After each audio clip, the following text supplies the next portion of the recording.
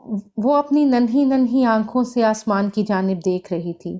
فضا میں اللہ اکبر کی صدائیں گونج رہی تھیں۔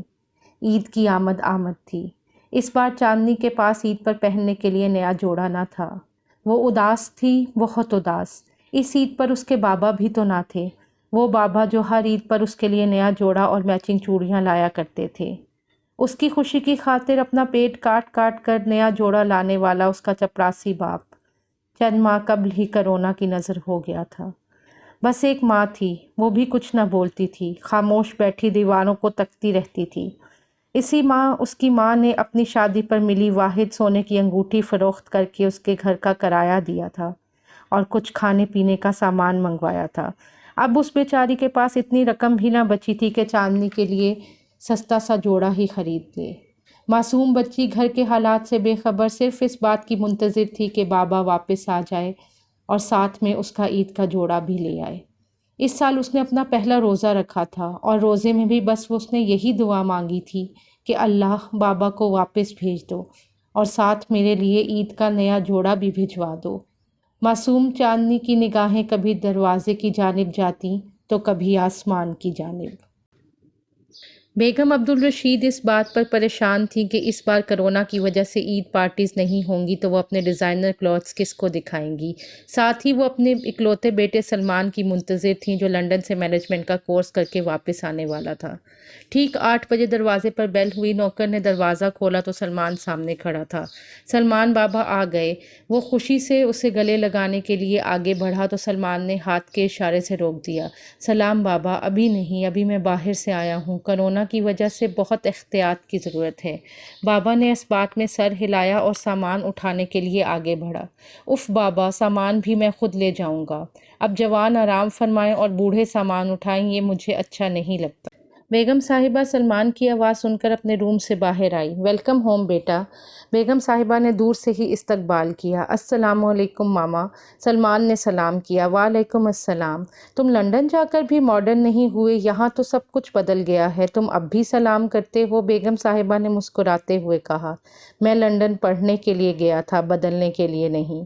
ویسے پہلے میں فریش ہو جاؤں، پھر بات چیت کریں گے۔ سلمان اپنا سامان اٹھائے اپنے روم میں چلا گیا۔ ڈائننگ ٹیبل پر بیگم صاحبہ، سلمان اور عبدالرشید صاحب بیٹھے تھے۔ سب لوگ کھانے کے منتظر تھے۔ اکرم بابا کھانا لے کر آئے اور میز پر سرو کرنے لگے۔ ماما، یہ کام اکرم بابا کیوں کر رہے ہیں؟ سلمہ آنٹی کہاں ہیں؟ سلمان نے اکرم بابا سے ٹرے لیتے ہوئے کہا۔ سلمہ آنٹی کو تمہاری ممی نے 5 ماہ قبل نکال دیا، عبدالرشید صاحب نے کہا۔ نکال دیا؟ کیوں ماما؟ سلمان اپنی ماما کی جانب متوجہ ہوا۔ اس کے شوہر کا 5 ماہ قبل کرونا سے انتقال ہو گیا۔ میں نے کہلوا بھیجا کہ وہ ہمارے گھر نہ آئے، اب اس کے کام کی ہمیں ضرورت نہیں۔ بیگم صاحبہ نے بے نیازی سے کہا۔ ہاں تو ٹھیک ہے، 1 آدھ ماہ تک کوارنٹائن رہنا چاہیے، مگر اب تو 4-5 ماہ ہو گئے ہیں نا ماما۔ سلمان حیرت زدہ تھا۔ جانتی ہوں، مگر یہ غریب لوگ کہاں احتیاط کرتے ہیں، میں کوئی رسک نہیں لینا چاہتی۔ ویسے میں نے 10,000 بھجوا دیے تھے اسے۔ بیگم صاحبہ نے پہلا نوالہ لیا۔ 10,000 بھجوانے سے اس کے سارے مسئلے حل ہو گئے ہوں گے ماما؟ ان کی تو ایک 5-6 سال کی بیٹی بھی تھی، اس کا کیا بنا ہوگا؟ اور یہ کہاں لکھا ہے کہ کرونا صرف غریبوں کو ہوتا ہے اور وہ احتیاط نہیں کرتے؟ سلمان نے تعجب سے پوچھا۔ آف کورس ایسا ہی ہے، وہ لوگ چھوٹے گھروں میں رہتے ہیں، ساتھ اٹھتے بیٹھتے ہیں اور صاف بھی نہیں رہتے۔ بیگم کو اس کی بات سے کوفت ہو رہی تھی۔ اگر ایسا ہی ہے ماما، تو جاوید انکل کی ڈیتھ کبھی بھی کرونا سے نہ ہوتی، ان کا گھر تو کینالوں پر پھیلا ہوا ہے۔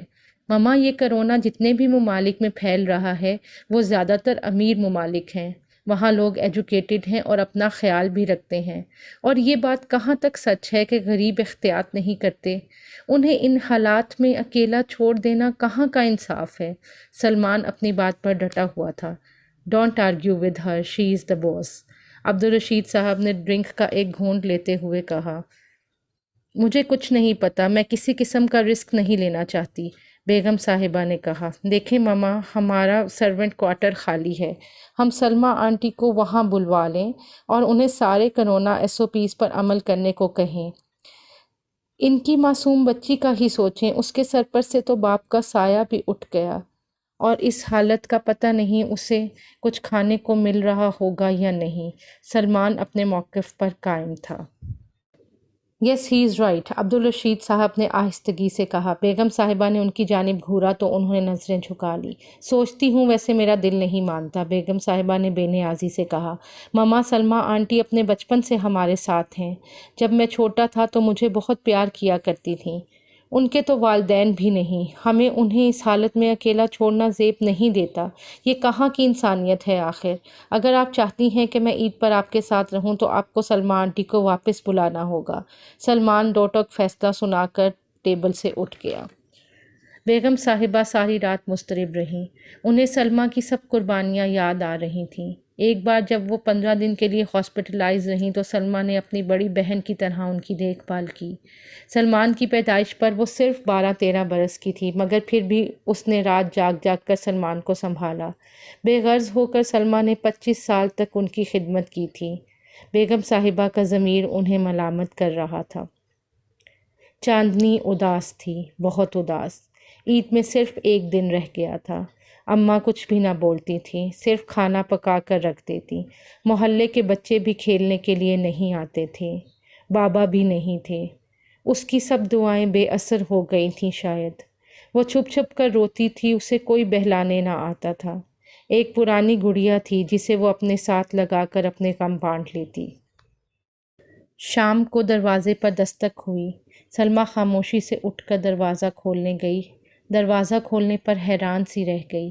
سامنے بیگم صاحبہ اور سلمان کھڑے تھے۔ ان کے ہاتھوں میں بہت سا سامان تھا۔ بیگم صاحبہ آپ آئیے، اندر آئیے۔ سلمیٰ کے ہونٹوں پر جمی خاموشی ٹوٹ گئی۔ سلمیٰ میں نے تجھے نہ آنے کو کہا تو تو خود آ کر تو شکایت کر سکتی تھی نا، آخر میں تیری بڑی بہن کی طرح ہوں۔ بیگم صاحبہ نے محبت بھرے لہجے میں کہا۔ کیسے آتی بیگم صاحبہ، عدت میں تھی اور اکرم بابا نے کہہ دیا تھا کہ اب آپ کو میری ضرورت نہیں، سلمیٰ نے آہستگی سے کہا۔ بیگم صاحبہ کے چہرے پر شرمندگی کے آثار تھے۔ سلمان اور بیگم صاحبہ خاموشی سے اندر آ گئے۔ گھر کی حالت صاف بتا رہی تھی کہ اس گھر میں کئی دنوں سے فاقے چل رہے ہیں۔ سلمیٰ خود بھوکی رہ کر چاندنی کو کھلا رہی تھی۔ سلمان کی آنکھیں بھر آئیں۔ یہ سب سامان آپ کے لیے ہے، اور میری چھوٹی بہن کہاں ہے؟ سلمان نے سامان ایک کونے میں رکھ دیا۔ اس کی کیا ضرورت تھی بیگم صاحبہ؟ سلمیٰ کے چہرے پر ہلکی سی مسکراہٹ دوڑ آئی۔ کیوں نہیں تھی، بلکہ مجھے تو تجھ سے معافی مانگنی چاہیے۔ بیگم صاحبہ نے پیار سے اس کے سر پر ہاتھ رکھا۔ وہ 1 منٹ کے لیے SOPs کو بھول چکی تھیں۔ نہیں، آپ تو میری بڑی بہن کی طرح ہیں۔ سلمیٰ نے پیار سے ان کی جانب دیکھا۔ مگر چاندنی کہاں ہے؟ سلمان نے اپنا سوال دہرایا۔ وہ یہی تھی، یہی تو تھی، کہاں گئی؟ سلمیٰ پریشان ہو کر ادھر ادھر دیکھنے گئی۔ شاید باورچی خانے میں ہو۔ سلمان، بیگم اور سلمیٰ تینوں باورچی خانے کی جانب بڑھے۔ ننھی چاندنی زمین پر جائے نماز بچھائے دعا میں مصروف تھی۔ اے اللہ، میرے بابا کو بھیج دو، صرف 1 دن کے لیے ہی بھیج دو پلیز، میرے لیے عید کا نیا جوڑا لے کر۔ اس کی بات پر تینوں کی آنکھوں میں آنسو آ گئے۔ سلمان دھیرے سے آگے بڑھا اور اس نے اسے گود میں اٹھا لیا۔ چاندنی حیرانی سے اس کی جانب دیکھنے لگی۔ بیگم صاحبہ نے اپنے بیگ سے ایک گفٹ پیک کھولا اور اس کو دکھایا۔ اس میں چاندنی کے لیے نئے کپڑے، جوتے اور چوڑیاں تھیں۔ چاندنی کی آنکھوں میں چمک دوڑ آئی۔ اسے لگا جیسے اس کی دعا قبول ہو گئی ہو۔